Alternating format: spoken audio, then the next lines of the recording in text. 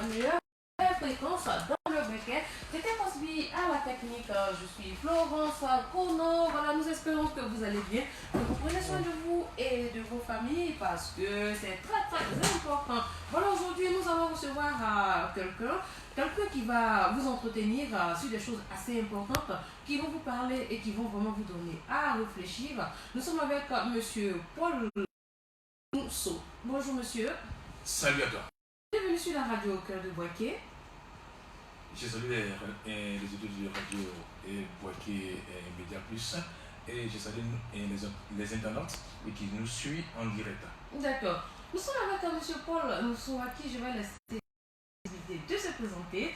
Voilà, il va se présenter à nos auditeurs, nous dire ce qu'il fait, en quoi ce qu'il fait consiste et tout. Et puis surtout à nos auditeurs, comme je l'ai dit, restez branchés parce qu'il y a vraiment de très bonnes choses que vous allez entendre qui vont vous captiver. Voilà, avec monsieur Paul Mousseau. Oui, moi c'est Paul Mousseau, je suis l'être suprême, c'est moi qui suis né pour pouvoir mettre l'homme à l'humain, permettre à l'homme de devenir humain. Permettre à l'homme de devenir humain. Oui. Voilà. Et pour ne plus que l'homme meure. Ne plus que l'homme meure. Voilà. Pour cela, nous sommes rentrés dans l'année 2020, qui est l'année de fin du monde. Donc nous sommes dans l'année 2020 qui est l'année de fin du monde. On va retenir donc que vous êtes l'être suprême. Pour des personnes qui ne savent pas, qui ne sont pas vraiment des habitués de la chose, quand ils entendent l'être suprême, je pose des questions de waouh, qu'est-ce que c'est? Est-ce qu'il y a longtemps que vous êtes l'être suprême? C'est maintenant, est-ce qu'on veut ça? Être l'être suprême, ce n'est pas une gloire. Et ce n'est pas de se faire connaître par les hommes pour les besoins d'hommes. Non, l'être suprême, c'est celui qui est né, simplement, qui a un travail. Ce travail permet de changer l'homme à l'humain. Et ce travail, on ne le fait pas avec la publicité. On ne se glorifie. Donc, beaucoup d'hommes, ce n'est pas pour chercher la gloire des hommes, ni de l'argent. C'est pour changer et détruire le monde. L'être suprême est né pour détruire le monde, pour permettre à l'homme de connaître la vie. Ok.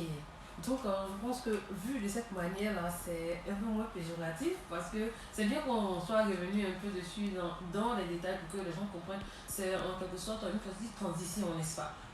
Si on veut parler de transition, on va parler de mutation. C'est une mutation de l'homme à l'humain. Comme l'homo sapiens à l'homme. De l'homo sapiens, c'est l'homme. De l'homme à l'humain. Pour que cela soit effectif, il faudrait qu'un homme soit né. J'ai fini ce travail. Nous sommes rentrés à l'étape de la fin du monde, qui consiste à faire sortir ce que l'homme adore, qu'on appelle Dieu. D'accord. Et tous les détails, je vous donne d'abord avant de rentrer dans le débat.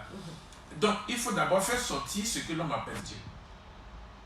Et ce que l'homme appelle Dieu va apparaître, il n'aura plus le mal, parce qu'il va sortir avec le mal, parce que c'est lui qui constitue le mal.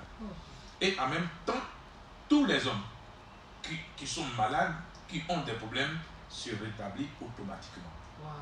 C'est la fin du monde. Il n'aura plus le monde. Voilà. D'accord.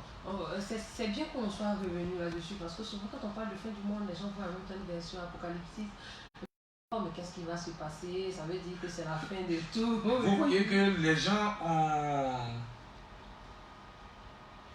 une connaissance erronée qui ne reflète pas la réalité. Ce qui est réel et ce qui vient de l'homme est différent. C'est ce qui est. Et c'est l'être suprême seul qui peut établir la réalité. Parce que pour établir la réalité, il faut réaliser. C'est un travail qu'il faut réaliser. Ça ne sort pas comme ça du coup. Et ça a pris le temps que ça doit prendre. Le monde a été fait depuis 2000. Et le monde a vécu pendant 20 siècles. Et il faudrait que l'être suprême naisse pour pouvoir prendre 20 ans du monde pour réaliser sa fin. Donc un an est égal 100 ans du monde. Donc un an est égal 100 ans du monde. Donc j'ai travaillé pendant ces 20 années de 2000 à 2020, ça me fait 20 ans. Et lorsque je prends les 20-20, lorsque les 20-20 c'est quoi? 20 siècles du monde, 20 ans de Paul Mousseau. Et quand tu fais ces calculs, tu fais une soustraction, ça fait 0. Wow. On va dire que nous sommes en train de plus ou moins qui nous dépasse, mais c'est déjà à apprendre. C'est important de pouvoir savoir ce genre de choses. Mais déjà, on dit la fin du monde pour 2020. Oui, voilà. Je l'ai dit 2020. 2020. Lorsque nous faisons cette soustraction, ça nous donne 0. Le 0, c'est-à-dire qu'il n'y a plus rien. D'accord. C'est le rien. Et c'est dans ce rien-là qui produit ce qui est. Vous voyez?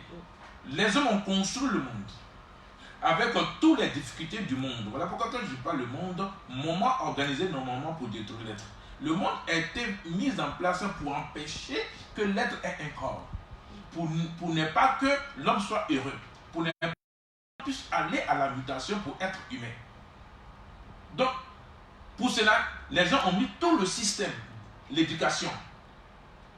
Tous ceux qui ont été éduqués, ils ont reçu, on va dire quoi, une poubelle pour faire endormir leur conscience.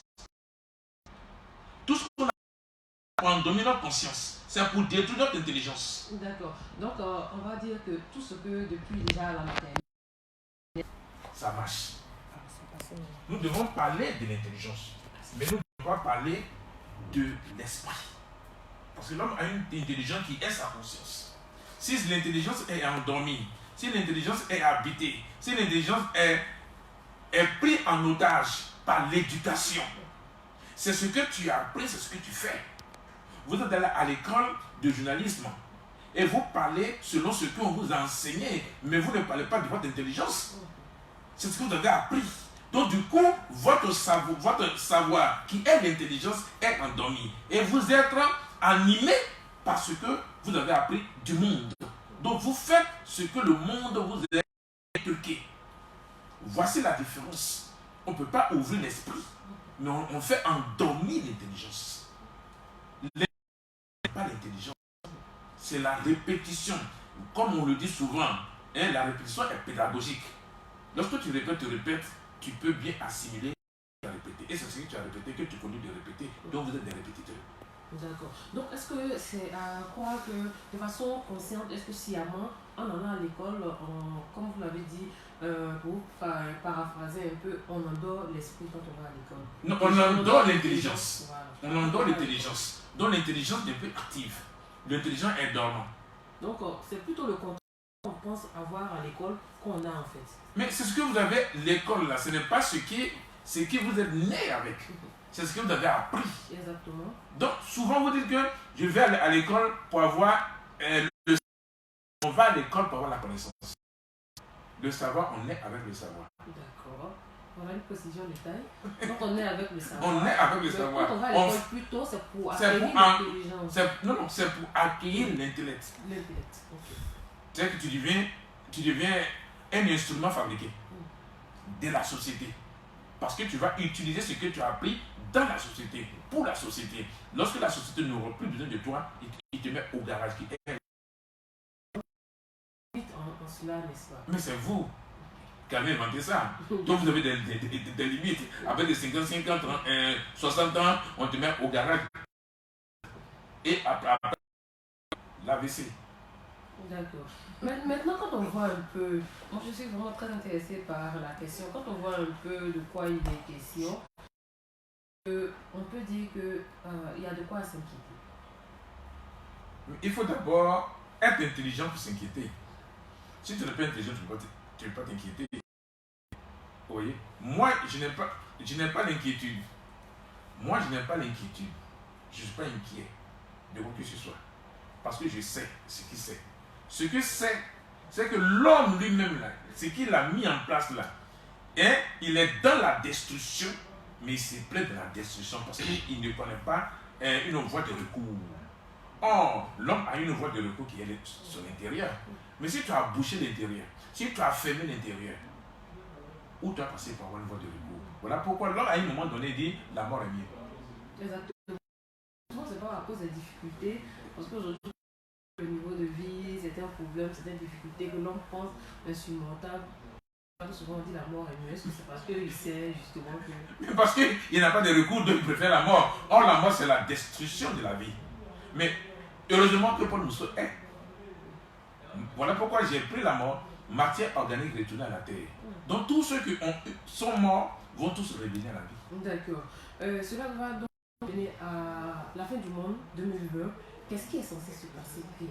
Oui, la fin du monde 2020, c'est la sortie du serpent, qui est Dieu, que vous adorez dans les églises et dans les mosquées.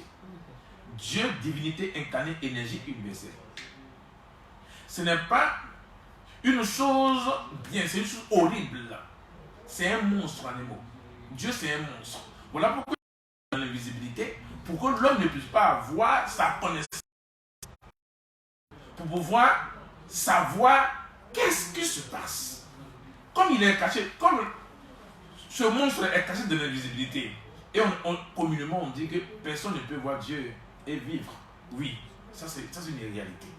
Tu vois Dieu, tu meurs. Parce que c'est un monstre horrible. Sa nourriture, c'est le sang. Quand vous prenez votre Bible, jusqu'à l'Apocalypse, vous prenez le Coran, jusqu'au dernier, la nourriture